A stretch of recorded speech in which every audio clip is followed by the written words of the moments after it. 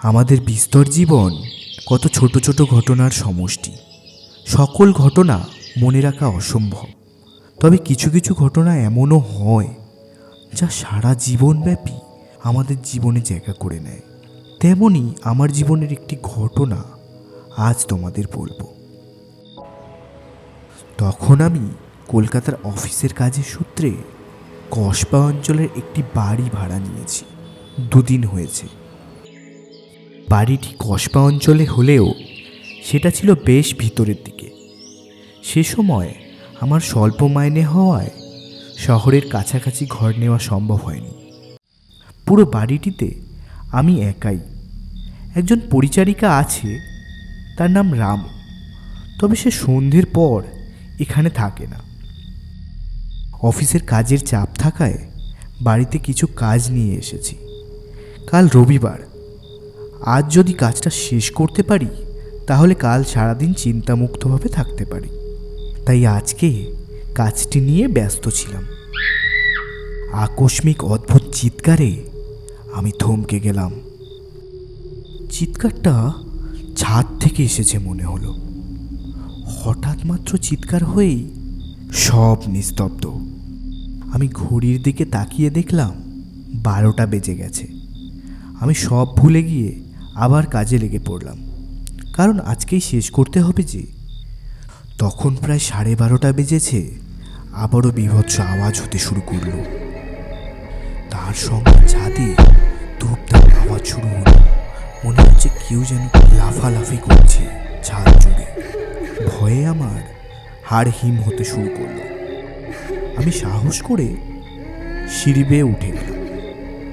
ছাদে পৌঁছে দেখলাম পূর্ণিমার চাঁদ জ্বলজ্বল করছে।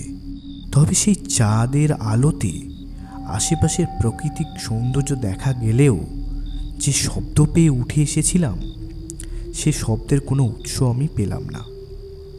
পুরো ছাদটাই শুনশান, কোনো জনমানবের চিহ্ন মাত্র নেই, তবে থাকার কথাও নয়। আমি নিচে নেমে এলাম। কাজ শেষ করে আমি শুয়ে পড়লাম। পরদিন রবিবার, তাই অফিস ছুটি। বিভিন্ন জায়গায় ঘুরে বেড়ালাম। আমার বাড়ি ফিরতে ফিরতে সন্ধে হয়ে গেল। বাড়ি ফিরে পরিচারিকা রামুকে দেখলাম আমার জন্য অপেক্ষা করছে। আমি তাকে বললাম, কি ব্যাপার রামু, তুমি বাড়ি যাওনি এখনো? এই বেরোবো বাবু, আপনার জন্য খাবার বেরিয়ে রেখেছি, মনে করে খেয়ে নেবেন। হ্যাঁ হ্যাঁ, নিশ্চয়ই, তুমি এসো। আজ অযথাই অনেকটা দেরি করিয়ে দিলাম তোমাকে। হ্যাঁ বাবু, আমি আসি। তবে আপনি নতুন, তাই একটা কথা বলি, কোনো ঘটনা ঘটতে দেখলি আপনি ঘরের বাইরে মরতে যাবেন না বাবু। এই এলাকার মতি গতি ভালো নয়।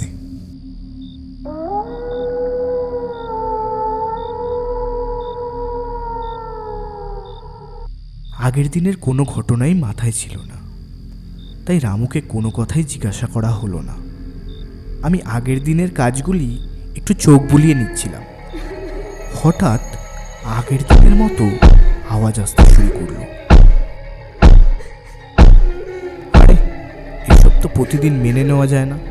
কারা যে এসব করে ছাদের ওপর, আজ একটা হিল্লে করতেই হচ্ছে দেখছি বলে আমি সিঁড়ি বেয়ে ছাদে উঠে পড়লাম। ছাদে অন্ধকার থাকায় প্রথমবারে কিছুই দেখতে পেলাম না। দ্বিতীয়বার তাকাতেই দেখলাম একটা লাল শাড়ি পরা মহিলা ছাদের এক পাশের দেয়ালে দাঁড়িয়ে আছে। ভাবলাম, অদ্ভুত ব্যাপার, কে এই মহিলা, আর সে ছাদের উঠলো বা কী করে?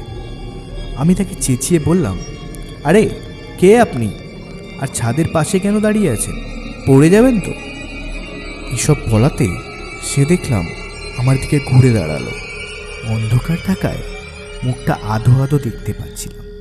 খুব সুন্দর ও সুশ্রী মুখখানি। আমি বললাম, এক্ষুনি নেমে আসুন, না হলে আমি লোক ডাকতে বাধ্য হব কিন্তু। এসব শুনে দেখলাম সে আমার দিকে এগিয়ে আসলো। এগিয়ে আসতেই দেখলাম তার নিষ্পলক লাল দুটি চোখ যেন ঠিকরে বেরিয়ে আসছে। সুন্দর মুখটির সঙ্গে সেটি বেমানান। এসব চিন্তা করছি, সে তার হাত বাড়িয়ে আমার গলাটা টিপে ধরল, কিছুটা শূন্যে উঠিয়ে আমাকে ছাদে আছড়ে ফেলে দিল। আমি ভয়ে কুঁকড়ে গিয়ে তাকে বললাম, তুমি কে আর আমার সঙ্গে এরকম করছো কেন? সে আমার কোনো কথা কানে না নিয়ে আবারও আমাকে শূন্যে তুলে ছাদ থেকে নিচে ফেলে দিল। এরপর আমি জ্ঞান হারাই। বাবু, বাবু, শুনতে পাচ্ছেন বাবু? আপনি বাড়ির বাইরে কি করতেছেন? আর আপনার কপালে রক্ত কেন?